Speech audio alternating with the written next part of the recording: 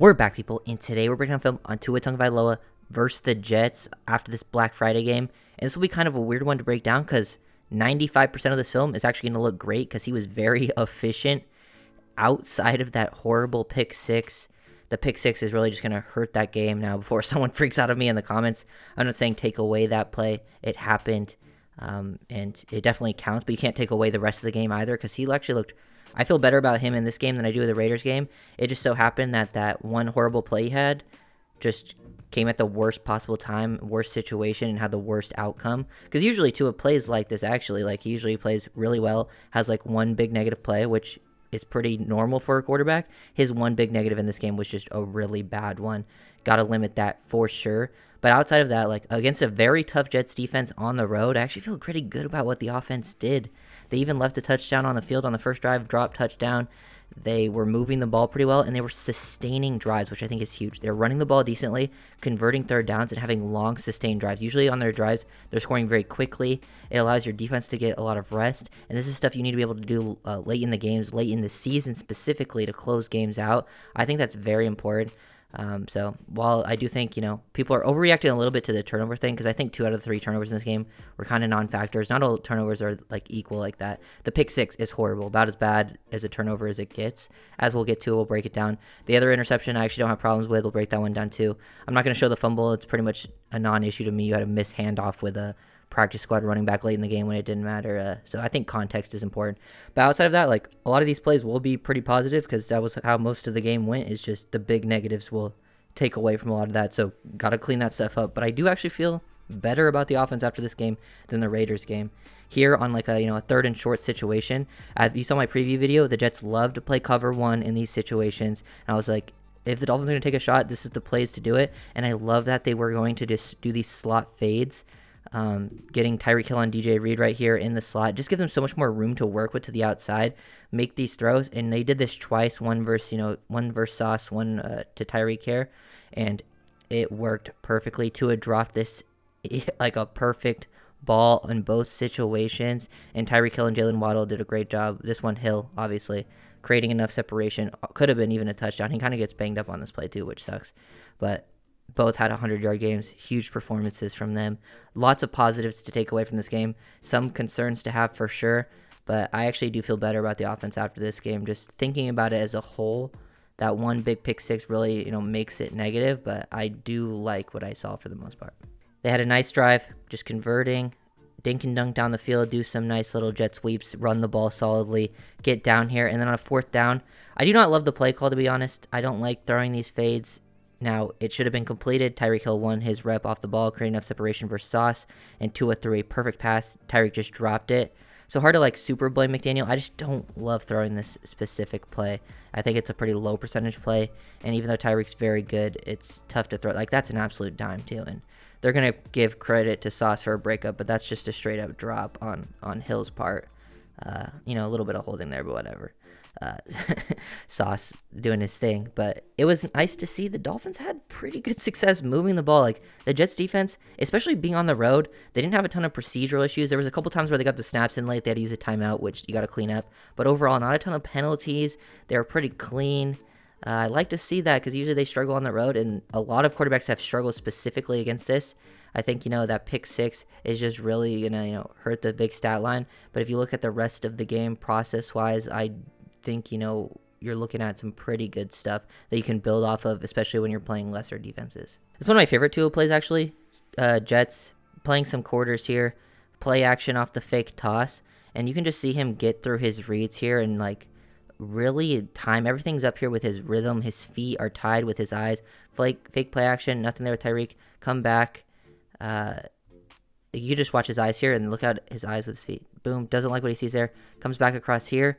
Sees that, Waddle could be coming open, but this is kind of taken away. And then Smythe could also possibly open, but 14's kind of sitting in front of him there. So he stays patient, allows Smythe to keep working across formation, hits his eyes to him, and then leads him across. That's really good work from Tua. I really liked that play, getting through his progressions, not trying to force anything in there. And I thought that's what he was like early on in the game. He was just trying not to force stuff. And when he'll break down the pick six, you'll see my thoughts on it. But like before that, he was doing a pretty solid job. Just that one mistake really cost them. Didn't matter in this game, obviously, but definitely something to at least think about in the future. I do think it's a tiny bit of an overrated problem, but definitely still a problem. Dolphins were just very good at converting third downs in this game. Third and mediums. They were kept getting in situations where it didn't have to be too long third downs.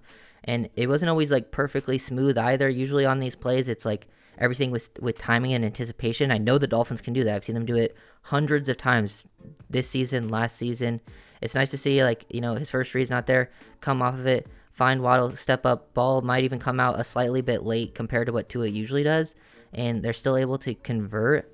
Just finding that soft spot in the zone, doesn't like what he sees to there, comes across to this side, then works outside in, finds Waddle, has to be a little bit off base, still delivers a good throw. Him and Waddle on the same page. Loved getting Waddle more involved. He had a really, really solid game. Another good play from Tua, another third down conversion. Jets go cover one. They're showing pressure pre-snap. They end up bringing, I believe they bring 5 guys. This guy's kind of like spying, right there. Might come in on a delayed kind of thing, but doesn't end up happening. So he understands the situation. This is just a good read. If they're showing pressure like this angle route becomes, like a hot like this, and just reading this defender. He sees how wide this guy gets. He sees him right away. He has that natural inside leverage on the angle route straight to Jeff Wilson, takes it all the way. That's just good pre-snap awareness from Tua, and then identifying it post-snap, getting the exact look that he wants, and taking advantage of it. Another third down conversion. Like, this was big because a lot of times it was a lot of run, and then pass. So Tua would only get really like one opportunity to convert, the downs. This play a little bit risky. Jets are, playing their quarters. This guy does kind of, I think that's a read. He sinks and matches Tyreek Hill here. So he has the corner, and this is some off script, and potentially the ball floats on him. This is where, arm strength can hurt you sometimes if you don't have the strongest arm when you're off base like this. But since he's like Waddle still hasn't broken yet, and he's getting ready to throw this, so he's still throwing this with anticipation, even though this thing is off script, and he's able to put it into a good spot away from the safety, but also deep enough so the corner can't gain depth and get there. And Waddle makes another great play, this time in a contested situation. The Dolphins offense was moving the ball well. It's nice to see this versus, a defense that has had a lot of teams struggling. Then you get the touchdown. Love the setup of this play. Love getting Tyreek Hill in the backfield. You have bunches to this side. You're just reading this defender right here. This guy is, matched up versus Tyreek. You have Barrios here, and what does this guy do?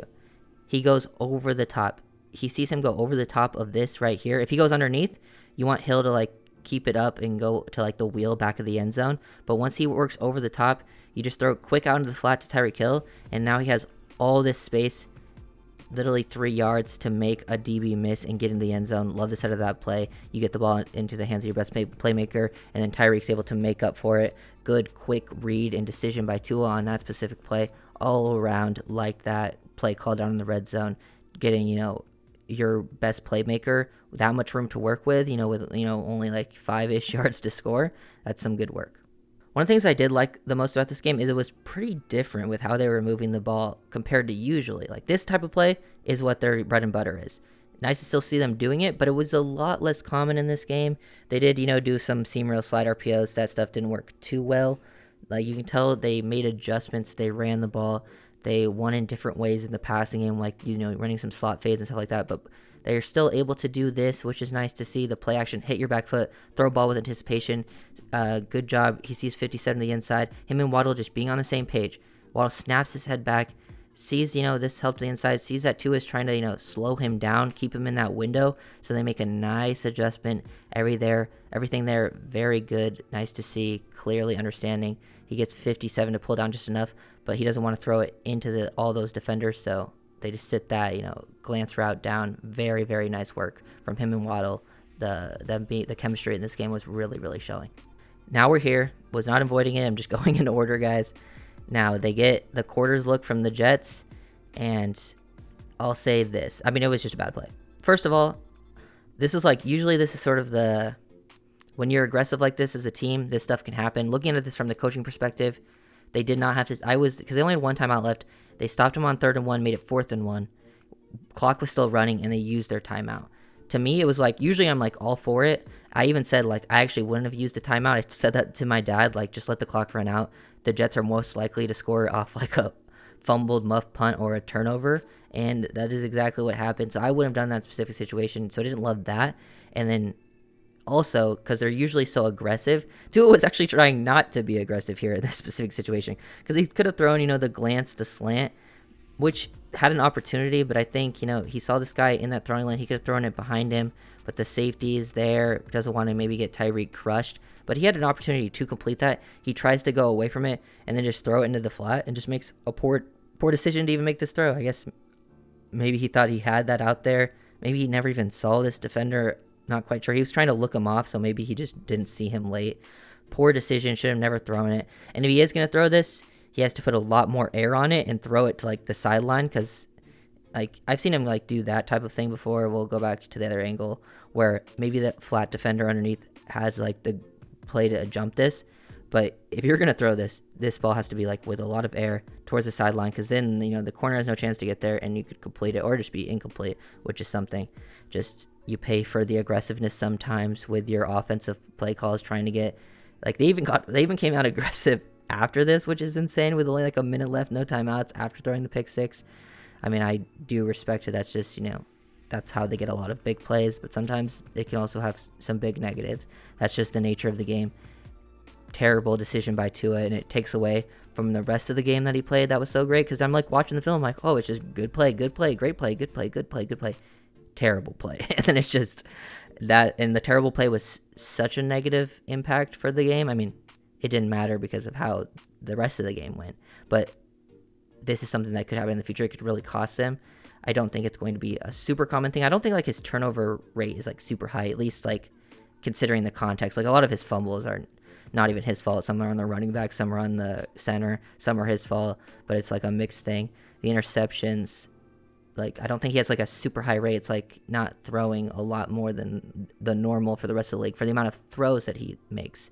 So it's not, like, a huge concern, but definitely terrible play in this moment, and needs to clean this up. Just situational football, understanding, but the rest of the game, pretty good. I just want to show this play just, like, after the pick. This is still before half. They still came out aggressive, and he just made the opposite throw this time. He's reading this defender, basically kind of same type of situation, a little bit different. This guy's working out into the flat, but he's throwing this behind it. He decides to take this throw this time, so it's nice to see him make that quick adjustment, take that throw to Waddle. He throws it, good placement as well, knowing where the safeties are, putting it low and away so he can't get destroyed.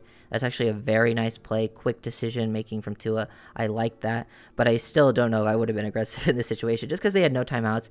Very unlikely they would have gotten a field goal anyways, but I do like to see Tua at least making the adjustments. Now here's the interception that hurts the stat sheet, but I don't mind that much. They drop everyone into coverage, but he has to get, there's only like 7 seconds left on the clock. Now when it gets picked off, there's like 2. So he has to throw this, and nothing is open. They have no timeouts. He can't throw this down the field to this guy. Probably, I mean, maybe could have got a touchdown, but I mean, the only reason that looks open is because he's throwing the ball and the safety's coming down as he's throwing it to take that away. It's still, this is the throw you're supposed to make to the sideline. Try to get out of bounds because you don't have the timeouts. He does make it a throw slightly behind, but considering situation, context, he has to force this ball in. This is why I don't really mind this interception. I'm not really worried about it. Makes his stat sheet look worse. Yeah, I mean, he also had a drop touchdown, which made his stat sheet look better, but I don't really care about that stuff. I'm a film person, to be honest, and I think situation, context matters, and that's why I think some of the turnover problems they're talking about in this game is a little bit overrated, because I don't really think that that's bad. The other pick six is horrible. Don't get me wrong. I'm not being biased. This is just situational football, understanding the context behind a play. And it actually, like, it's not going to help them out in the future with plays like that, but it actually, they got the Hail Mary pick six after this, so it actually did help them out in this situation. Only a few plays to break down in the second half, actually. I saw some people saying Tua played bad in the second half. He did not. He was pretty much as efficient as the first half. He just had way less opportunities because they run the ball a lot. And when they got to third down and they had situations like this, he has Waddle on the slot fade against Sauce, makes a really good throw with good timing, drops it right into the bucket. They also got illegal contact, so it didn't matter, but he had some pressure in his face. Another 3rd and 3, and he's able to get that up, deliver an absolutely beautiful ball with perfect touch. Great job from Waddle here too. showing late hands. His hands go up to catch it right here, so Sauce isn't able to get in there and get that ball out. And I loved the energy and intensity that Waddle played with in this game. Yeah, pretty good stuff. Not a lot to do in the second half, just based on the game flow, how they're moving the ball running. And yeah, liked what I saw for the most part, especially, from the running game. But Tua still did what he had to when asked. A lot of 3rd and 3s and a lot of successful conversions. I couldn't think of the word conversions for so long, guys. I messed it up so many times. Like on these 3rd downs, they kept getting him. This time to Tyreek. He does a good job with his eyes here. Tua manipulating with his eyes. You can see it. His body language. He wants to get this guy widened out far enough in the flat. But he doesn't really move this guy, but he freezes him. Freezes him long enough for him to throw this to Tyreek. Put this, on a good positioning, good shoulder, keep it away, not throw the interception. Everything is timing here. You can see the eyes. Make that adjustment. Like, just look at his eyes. Boom. Get back to the inside. Take that. Froze the guy long enough to make that throw. It's an easier throw. You don't want to try to manipulate the guy inside and then throw it outside. That could leave you in a bad position to throw another type of turnover pick six. That's what that out throw can do to you sometimes, as we saw earlier. But just really solid job converting 3rd downs. I think Mike said it best. Like, they did a great job converting. Last play, they're going to look down, and guess what? Kid you not, it's another 3rd and 3 situation. A lot of 3rd and 3s, which I think is actually good for the Dolphins offense, because they're better at converting 3rd and 3 than 3rd and 1 and 4th and 1, which makes no sense. Because now they're like, yeah, we have to pass, so we know exactly what to do. We don't have to, try to throw it in a situation where we're uncomfortable and then make a play. They go to the seam reel slide RPO, which hadn't worked out well throughout this game. I do think they should still run the ball more on 3rd and short situations. 3rd and 3. I get throwing it for sure. You can throw it. You can run a little bit, but they did convert. I'll do a running game video in the next day or two to look how the game, and they actually did convert a 3rd and short, which is nice to see, but still some problems there. But this is a good play from Tua. Doesn't have what he wants out into the flat, and this is a weird RPO because this is not even a slide. There's no slide option. This is just the seam with Tyreek. There's no slide. This guy's just working out of the flat. So there's only 2 options this time, which is weird. Not usually what they do with the Dolphins offense. And Tua just working off script this time. Great job of the offensive line, not getting downhill to get, ineligible man. Him and Tyreek working off script here. Sees him create that space, put that to the back shoulder. Just good job being on the same page. Another conversion. I think, they score a rushing touchdown after this. Just very, very solid in those situations. It's, really weird to go, say he had a bad game because you're going through the film and it's like, oh, all these good plays and the one negative play really pulls it down. So I'm not going to say he had a great game. He played great other than the pick six, but the pick six brings it down a lot in this specific situation. But it doesn't concern me too much for the future because, you're not going to have a pick six every game. It's just not the nature of the game. And I feel like, Tua is a guy who can learn from that. And I feel pretty solid about the offense after this game. The defense played great, and I'll get to that. And unfortunately, Jalen Phillips got hurt, which sucks so much. That's still devastating to me. But just really focusing on the offense in this one. Liked what I saw as a whole. Think Tua will be better as well. He can be better. You saw the potential that he can play within this game. But then, you also see the negatives. But a lot of QBs, I think if you look around the league, kind of play like that. And he's still making some great plays. So if you guys enjoyed the video, make sure to like, comment, subscribe, and I'll see you guys next time. Peace.